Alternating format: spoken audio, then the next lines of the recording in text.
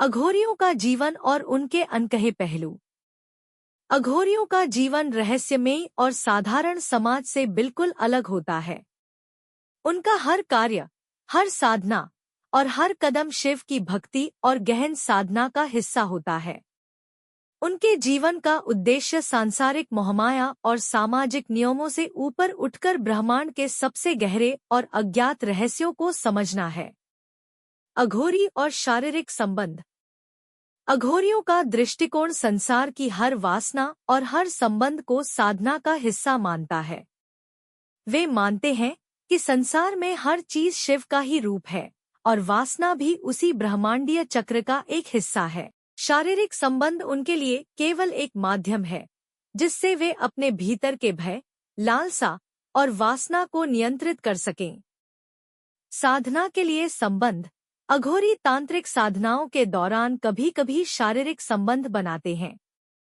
यह संबंध समाज के सामान्य नियमों और भावनाओं से रहित होता है। उनके लिए यह एक मानसिक और आध्यात्मिक अभ्यास है जिससे वे शरीर की सीमाओं को पार कर सकते हैं। संबंध का उद्देश्य। यह केवल साधना का एक हिस्सा है और किसी प्रकार की वासना या भावना का प्रतीक नहीं है।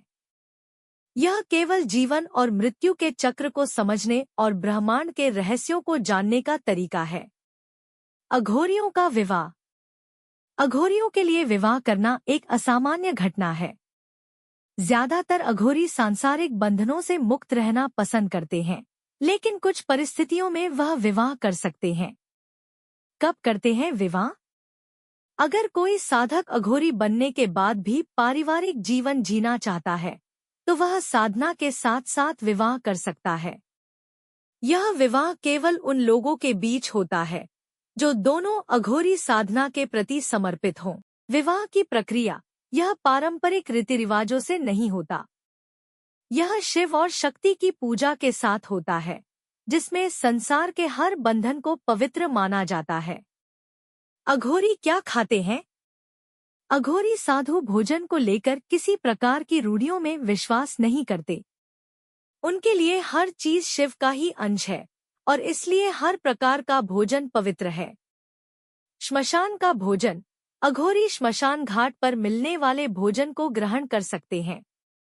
वे मानते हैं कि ऐसा भोजन उनकी साधना को और गहन बनाता है। मांस और मदिरा। कुछ अघोरी मांस और मदिरा का सेवन करते हैं। यह उनके लिए वासना और सामाजिक बंधनों से ऊपर उठने का तरीका है। वे मानते हैं कि यह सब शिव का ही रूप है। साधारण भोजन। भिक्षा मांगकर या जंगल में मिलने वाले फल और जड़ी बूटियों से भी अघोरी भोजन करते हैं। अघोरी के मरने के बाद क्या होता है?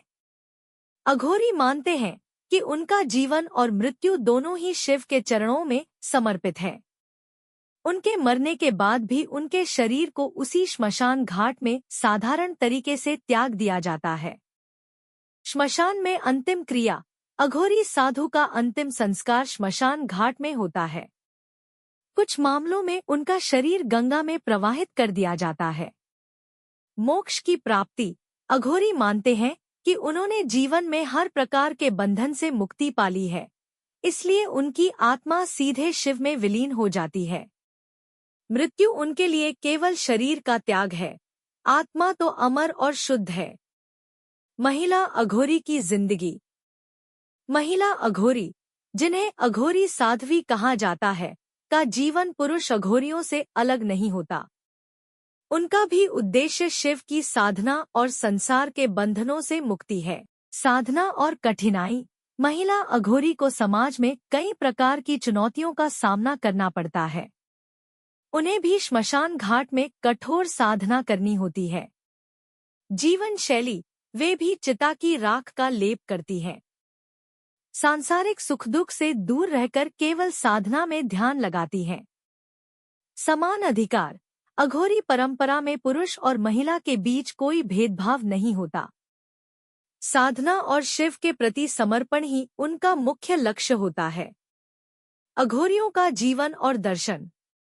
अघोरियों का जीवन हमें यह सिखाता है कि जीवन और मृत्यु के सभी बंधनों से मुक्त होकर ही सच्चा आनंद और शांति प्राप्त की जा सकती है।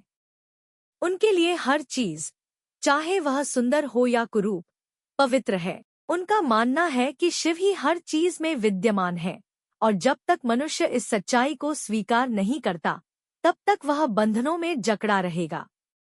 अघोरियों का जीवन भले ही रहस्यमय और डरावना लगे, लेकिन वह हमें सिखाते हैं कि हर चीज में ईश्वर को देखने का नजरिया ही सच्ची साधना है।